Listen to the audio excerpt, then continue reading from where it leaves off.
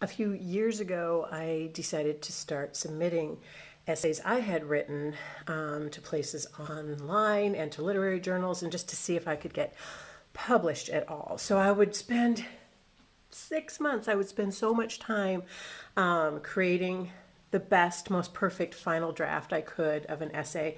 And then I would look around for, where could I submit this? And invariably places have, they either have a theme they want you to meet, but also sometimes they just have like word count limits. And I would discover time and again that maybe I had like a 2,000 word essay or something, and then I would be like, this is exactly the place I want to send this, and they would have a limit of 1,000 words. And so if I wanted to be able to submit my piece to a publication, I would have to cut 50% of what I'd written. I would have to kill my darlings. And that process, this is a tip for you, that process of having to whack, whack, whack words that I felt were essential was a really good training for me as a writer, because you end up tightening and tightening your writing and getting rid of every extraneous word. Like first, if you have to cut, let's say 30% of a piece, you read it over and you think, all right, I'm just going to actually cut this whole section here. So you take out a few paragraphs. Okay, so then you still have 300 words you have to cut. How are you going to do that? You go through line by line and you realize really quickly words like really, very, kind of quickly, of all those little things we put in there, you take them out, you tighten.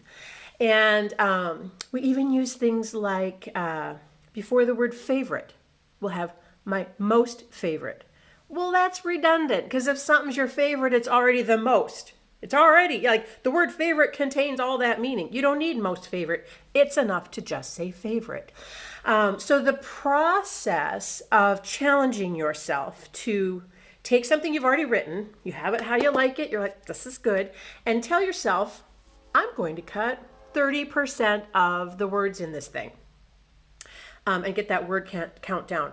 I would say I have not had a better challenge that made me grow as a writer more than the word count challenge. Because I do like to go on. And it really helped me consider every word, the importance of every word, and like, what do I actually need to be saying? Anyhow, that's my tip for you here today. So it's hard to find places to film these videos in my house, and today I'm at the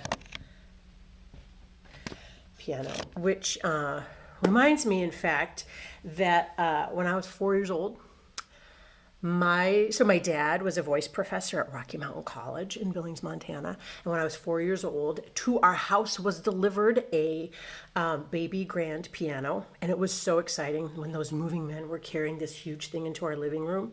And one of my favorite memories with my dad happened that day because I was 4 and I sat up on the piano bench and my little feet were dangling.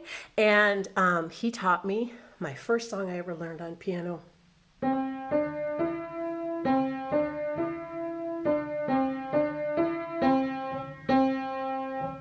There's some rousing lyrics that go with that. It's, here we go, in a row, to a birthday party.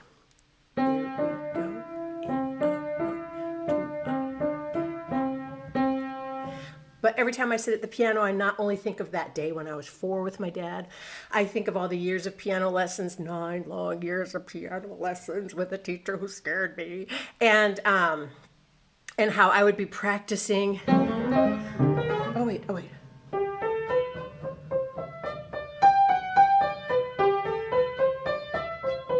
And I would hit a wrong note, something I'm very good at doing, and I would hear my mom's voice from the kitchen next to the living room. She'd be, let's say, stirring chili or some other beef-based dinner entree, and I would hear her like, no, A, that was an A. So she would call out corrections as I was stumbling through a song. Both my parents were musicians. It was a lot of pressure. Anyhow, I have so many piano associated memories. Under that baby grand piano also, I would take all the couch cushions, all the cushions in the living room, put them under there, and that would be my Genie's bottle, and I would be like the actress Barbara Eden from I Dream of Jeannie, and I would be under there and be like, ping. I would put my hair, I put my hair up in a high ponytail. Can't do that now, but all right, ping. I feel like there was some satisfaction to that, right? That was pretty good. Okay, so I sit at this piano, and I have layered memories. I knew I wanted a piano in the house as an adult. And now whenever I sit down and do random little bits of,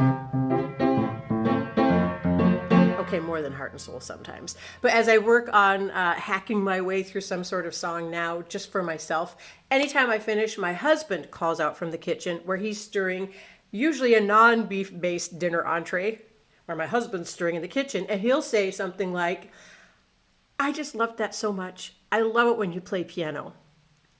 A little different feedback from my mom's. That was an A! Anyhow, I came here to talk about word count. I ended up talking about pianos, and that is today's illustration of how stories and objects can intersect, and how you can start thinking you have one thing in mind, and before you know it, My dad gave voice lessons, by the way. I can't even finish that sentence. So I grew up also with every night my dad would have 2 or 3 voice lessons. And he would give them in the living room. And so there would be people standing by the piano, and we would tiptoe around to get our bowl of beef base entree out of the kitchen. Just Dad's giving a lesson.